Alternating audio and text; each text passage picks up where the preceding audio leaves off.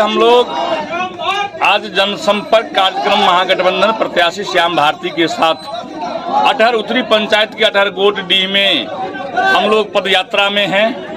भारी पैमाने पर यहाँ के जो साथी हैं, यहाँ के जो मतदाता मालिक हैं, उनके साथ चल रहे हैं। इसी क्रम में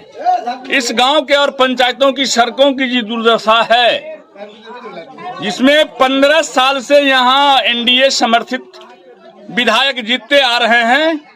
और यहाँ का जो समस्या है सड़क का, नाला का, वह यथावत है, जिससे यहाँ के लोग काफी आक्रोशित हैं और कुछ छद्म बुद्धि मानसिकता के लोग जो इस विधायक का प्रतिकार यहाँ के जनता कर रहे हैं, अपने विकास के मामले को लेकर, विकास के मुद्दे को लेकर, उनके उपेक्षा को लेकर,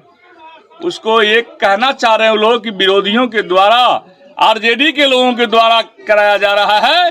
तो मैं उन लोगों से कहता हूं कि आप भी आओ और इस पंचायत का, इस गांव का दुर्दशा देखो और अपने विधायक की विकास का परीक्षा करो, तब इस तरह का बयान दो। इसलिए इस विधायक की